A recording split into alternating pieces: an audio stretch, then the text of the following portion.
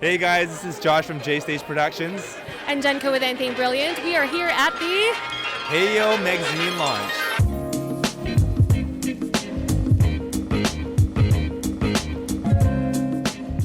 This is Joanna. You are the editor, should we say, of this. Show Founder, us editor, the founder, creator, pretty much everything. Anything to do with this beautiful magazine, which we will show you right now.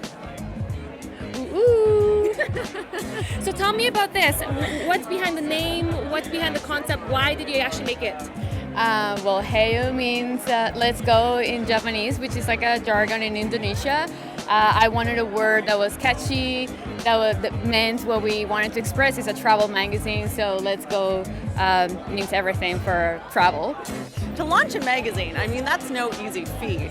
Like, magazines are challenging, so I have so much respect for someone who pursues their passion and to really sticks to what they love, and yeah, it's incredible.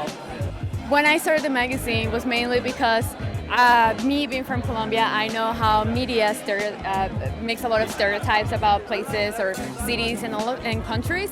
And when I started the travel magazine, the main idea was to talk about the positive side of countries that usually are mistreated by mainstream media.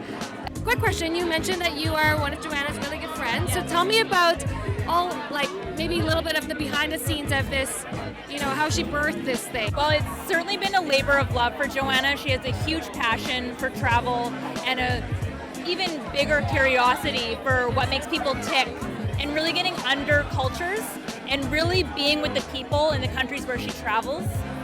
So that passion has developed into this beautiful publication, and I've watched her take the online version and continue to curate stories and further her passion, and I'm so proud to see her have this party tonight because it's certainly been a labor of love for her to put it together. Well, guess who I bumped into? One of the actual photographers for Hayo's first issue. This is Mr. Jeff Topham, and he did the whole section on what country?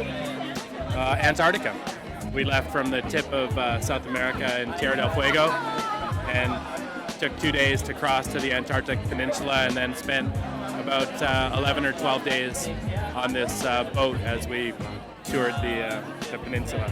Now, with so many blogs, and there's so many fantastic travel blogs, but you're kind of skimming through. But I feel like with a magazine, when it's actually there, you're a lot more consumed, and your attention is a lot more focused on what you're reading. With this Antarctica trip, yes. What is one really fascinating memory that you can share with us? Probably one of the top things we did. We actually did an overnight camp on the ice one night, so we all went out by Zodiac and we found a spot on one of the glaciers, and they just left us there overnight.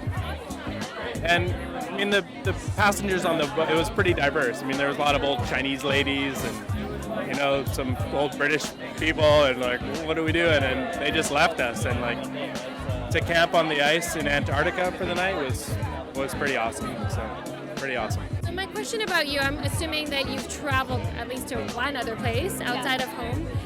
What is so important about travel? Connecting.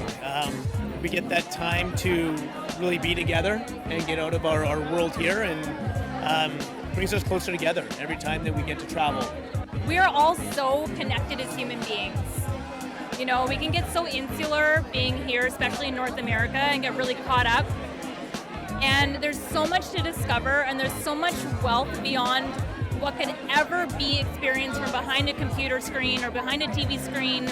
People and love and connection actually brings value to life, and it's a constant discovery. It's like a treasure chest. There's always more there. So it's important to look at where we can be a contribution, and it's important to be connected to people, because that's what matters at the end of our lives, right? It's whose lives we touch and how deeply we connected with people.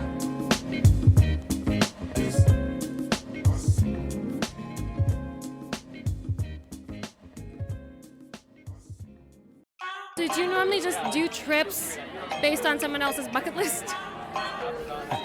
One of my bucket lists is to be a photographer in someone's bucket list book. I actually like that. That's quite novel. I'm hoping it'll inspire people to say, maybe I won't go to Starbucks for the next. Okay. Magazine, they'll be inspired and say, okay. Yeah, just do that. One more time. Starbucks. Okay. Oh, that's So- awesome.